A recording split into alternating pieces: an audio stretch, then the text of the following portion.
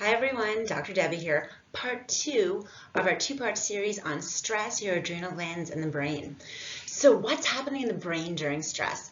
It's really amazing how in the last 50 years, how much research has come out about brain health.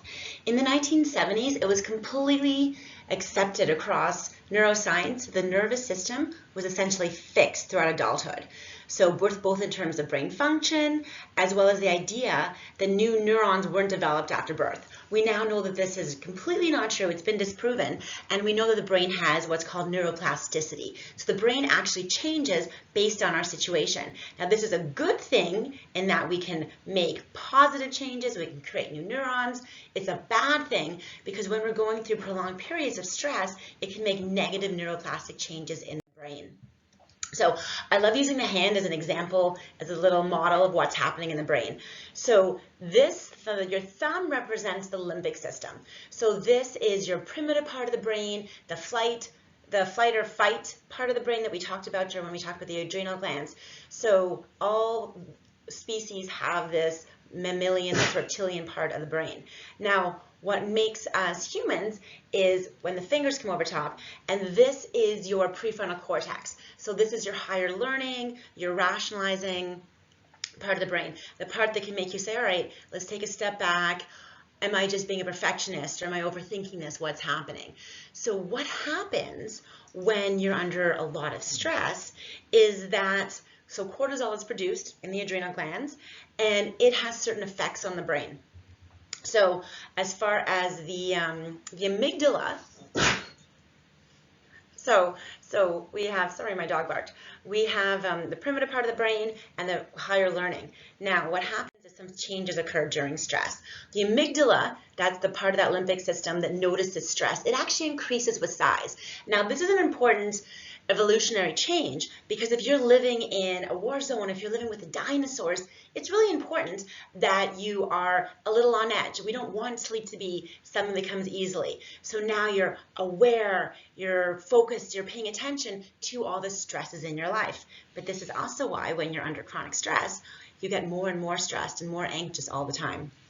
It has the reverse effect on the hippocampus and the prefrontal cortex. They actually decrease in size.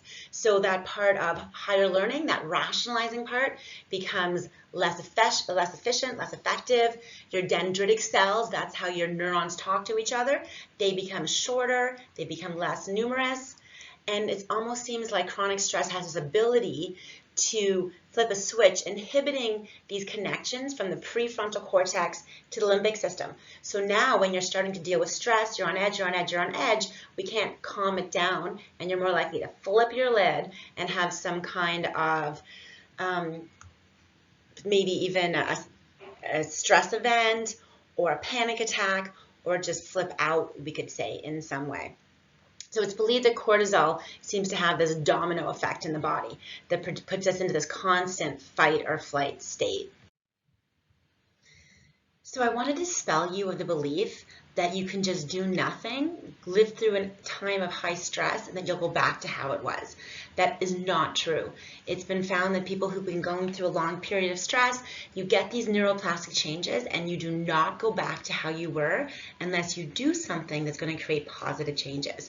So things like meditation. Meditation has been shown to increase gray matter in the hippocampus, in the prefrontal cortex, those areas that we saw decrease with chronic stress.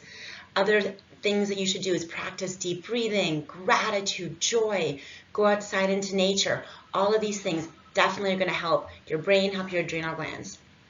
Taking supplements. Don't go at it alone. So when you need support, your adrenal glands need to function at their best, take an adaptogen, take something that's going to support them. Take a supplement for your brain. Your brain's 70% fat. So even if it's just a fish oil, that's one step that you're going to be taking to help your brain in a positive way. Diet.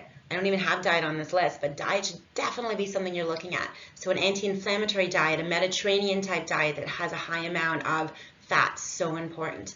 Exercise, if you know me at all, you know I can't say enough about exercise. And then don't do it alone. So this is one more stress. Oh, I have to watch this video. What should I do? I'm going to write this down. Talk to someone. Take that stress off your plate. The way you perceive, the perception is something as well. I love this one, when you look at that picture, what do you see? Do you see a duck? Do you see a rabbit? When you look at this picture, do you see a young lady? Do you see an old lady? So even just looking at the situation in front of you. So things to think about. So when you look at perceive a situation to be extremely stressful, the people involved in it might not even realize that it's something that's bothering you because they don't perceive it that way as well. So try to look at the situation from a different point of view. And finally, don't feed the wrong wolf. So this goes back to, and I'm probably going to not do this justice, but it's an old Cherokee story where the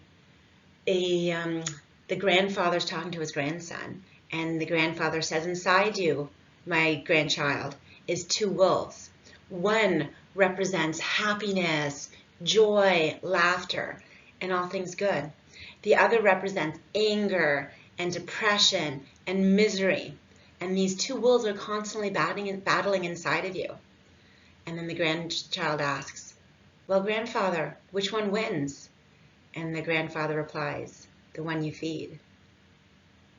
So feed your wolf well. Thank you so much for listening. If you're not already a patient, please consider, I offer you a free 15-minute discovery call. We can have a chance to get to know each other, see whether or not we would be a good fit. Also, if you haven't subscribed to my mailing list, I promise to give you fun, interesting information, and I would love to have you along for our ride. Have a great day.